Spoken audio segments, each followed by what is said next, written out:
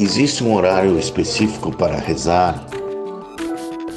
Existe uma mitzvah da Torá, conforme a ideia de Maimônides, de rezar diariamente. A pessoa deve fazer seus pedidos para Deus e rezar diariamente. Um versículo que diz que devemos servir a Deus com todo o coração. Perguntaram nossos sábios como devemos servir a Deus com todo o coração. Então eles falaram através da oração. Pela Torá, não existe prazo para essa reza. A qualquer momento do dia, e também não existe um texto oficial para essa reza. A qualquer momento do dia, em qualquer horário que a pessoa deseja fazer seus pedidos, ele pode fazer seus pedidos a Deus na linguagem que ele desejar. Isso é conforme as leis da Torá, conforme a ideia de Maimônides. No entanto, no início da época do Segundo Templo, os sábios chamados Anshei Knesset Agdolá, os homens da grande congregação, que era o tribunal do Sanhedrin, que era um tribunal que era composto de 120 sábios, entre eles grandes sábios eminentes como Mordecai, do milagre de Purim, Ezra e Nehemia, que foram aqueles que trouxeram o povo do exílio, Hagai, Zechariah, Malachi, outros sábios que faziam essa composição de 120, eles instituíram todas as rezas que nós temos atualmente. Eles instituíram um texto para essas rezas, eles instituíram também um horário para essas rezas. Porque, na verdade, quando o povo de Israel voltou do exílio da Babilônia, eles já não sabiam mais se expressar em hebraico, eles perderam a linguagem de expressão. Então, eles não tinham uma forma correta como rezar a Deus.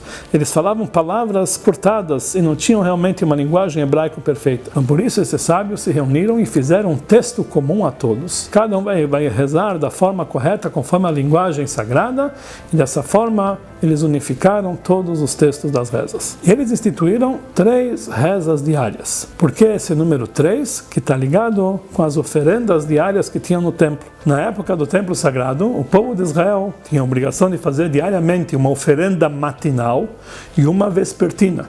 Isso era chamado a oferenda de Tamid.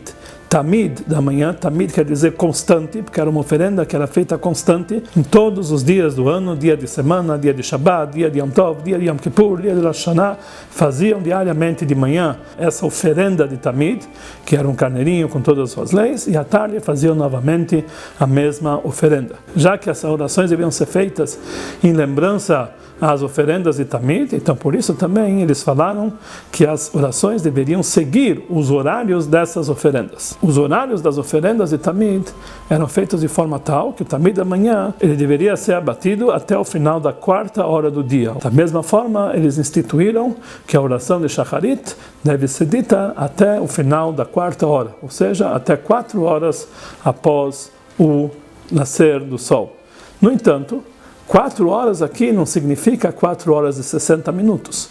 São cada hora 1/12 do período que é compreendido entre o nascer e o pôr do sol. Ou seja, no verão, que as horas compreendidas entre o nascer e o pôr do sol são mais extensas, esse horário, cada hora também é mais extensa, podendo ter até 70 minutos ou 80 minutos, depende do lugar onde eles se encontram. No inverno, que o dia é bem mais curto, essas horas também são menores, podendo ser de 50 minutos ou menos, depende do local. No entanto, em último caso, se ele perdeu esse horário, o Shulchan Aruch nos diz, conforme algumas ideias, que a pessoa tem prazo de rezar até o meio-dia, porque enquanto não entrou o horário da próxima oferenda, ainda a pessoa pode rezar nesse horário, só que ele não recebe a recompensa como se ele tivesse rezado no horário.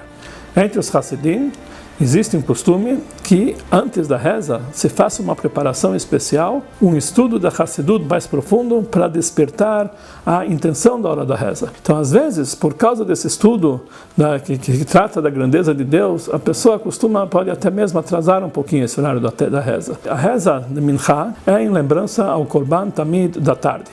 Essa oferenda de Tamid era feita a partir do meio-dia e meio, apesar que após o meio-dia, conforme algumas ideias pela Torá, poderia já ser feita essa oferenda, mas, no entanto, eles esperavam mais meia hora para ter certeza que já passou a metade do dia, porque aí, após meia hora, a sombra já demonstra, o sol já saiu do meio do céu, já se desviou um pouquinho para o oeste e já se tem certeza que já estamos na parte da tarde. Por isso a oração de Minchá, a partir de meia hora após o meio-dia. Esse meio-dia também não quer dizer 12 horas, é a metade do prazo entre o nascer do sol e o pôr do sol. Meia hora depois, podemos fazer a oração de Minchá, conforme também nesse horário era feita a oferenda de Tamid da tarde.